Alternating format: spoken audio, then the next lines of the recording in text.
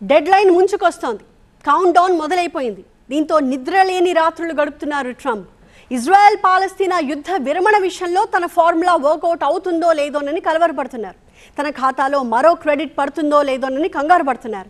ఇక self promotion కి Nobel prize దక్కుతుందో లేదోనని అంతకు మించిన టెన్షన్. ప్రపంచంలో జరుగుతున్న పోరాటాలు ఆపేసి క్రెడిట్ కొట్టేయాలని అమెరికా అధ్యక్షుడి ఆరాటం. కానీ అవెంతవరకు వర్కౌట్ అవుతాయో గాని ఆయన గారి అసలు టార్గెట్ వేరే ఉంది. అదే నోబెల్ ప్రైజ్. ట్రంప్ కి నోబెల్ శాంతి బహుమతి సంగతి తర్వాత ఆయన మధ్యవర్తిత్వంతో ఇజ్రాయెల్ పాలస్తీనా యుద్ధానికి తెరపడుతుందో లేదోనన్న అనుమానమైతే అందరికీ ఉంది.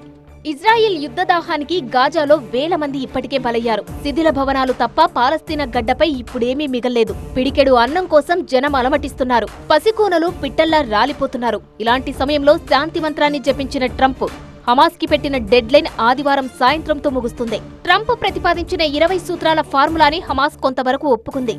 వాక్కే అంటూనే గాజాపై మళ్లీ ఇజ్రాయెల్ బాంబులేసింది. దీంతో హమాస్ బందీలను విడిచిపెడుతుందా, గాజా ఊపిరి పీలుస్తుందా అన్న దానిపై అందరికీ అనుమానాలే. యుద్ధం ఆగినా, ఇజ్రాయెల్ శాంతించినా ఒరిగేదేమీ లేదన్నట్లే ఉంది పాలస్తీనా పరిస్థితి. మరుభూమిని మరిపిస్తోంది గాజా. వేల మంది పిల్లలు, మహిళలు ప్రాణాలు కోల్పోయారు. అన్నపానీయాలు అందకుండా గాజా పౌరులను మార్చేశారు. దాదాపు 2 ఏళ్లు సాగిన ఇజ్రాయెల్ పాలస్తీనా యుద్ధం మానవత్వానికే మచ్చగా మిగిలిపోయింది. ఇజ్రాయెల్ పాలస్తీనా యుద్ధంలో 64,000 మందికి పైనే ప్రాణాలు కోల్పోయారు. లక్షల మంది నిరాశ్రయులయ్యారు. ప్రాణాలు అరచేతిలో పెట్టుకుని ఎంతో మంది దేశం విడారు. ఇప్పటికే లెక్క కట్టలేనంత నష్టం జరిగిపోయింది. కొన్ని తరాలను వెంటాడబోతుంది ఈ యుద్ధ విధ్వంసం. యుద్ధాల పర్యావసరం ఎంత దారుణంగా ఉంటుందో ప్రపంచానికి చాటి చెప్పేందుకు ఓ నిర్జీవ సాక్ష్యంగా మిగిలిపోయింది గాజా. ట్రంప్ ఆలోచనలు ఆకాశానికి నిచ్చెనలేస్తున్నాయి. ఇప్పటికే ఎన్నో యుద్ధాలు ఆపానంటున్న అమెరికా అధ్యక్షుడు ఇజ్రాయెల్ పాలస్తీనా యుద్ధానికి ముగింపు పలికి ప్రపంచ శాంతి దూతగా నిలిచిపోవాలనుకుంటున్నారు. కానీ 20 సూత్రాల ఫార్ములాని ఇరుపక్షాలు అంత తేలిగ్గా అంగీకరిస్తాయా? ఒకవేళ ఒప్పుకున్నా దానికి కట్టుబడి ఉంటాయా అన్నదే ప్రశ్న. యుద్ధాన్ని వెంటనే ఆపడం, బందీల మార్పిడి, హమాస్ ఆయుధాల్ని వదులుకోవడం, గాజా పునర్నిర్మాణం వంటి కీలకాంశాలు ఈ ఫార్ములాలో ఉన్నాయి. యుద్ధం ఆగితే మంచిదే, కానీ ఇప్పటికే ఆలస్యమైపోయింది. పోయినోళ్లకు సమాధులు కట్టడం తప్ప ఇప్పుడక్కడ చేయడానికి కూడా ఏమీ లేదు. గాజాలో సంక్షోభం అంత తీవ్రంగా ఉంది.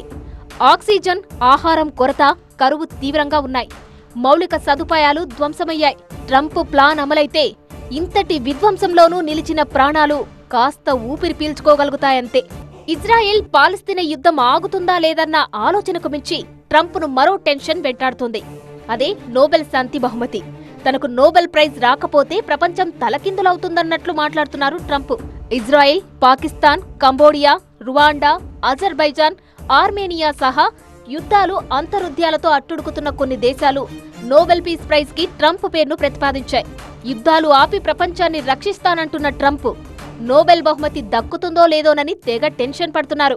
ఇప్పటికే మిగిలిన రంగాలకు నోబెల్ పురస్కారాలను ప్రకటించడంతో ట్రంప్ ప్రయత్నం ఫలిస్తుందో లేదనని ప్రపంచమంతా ఆసక్తిగా చూస్తుంది.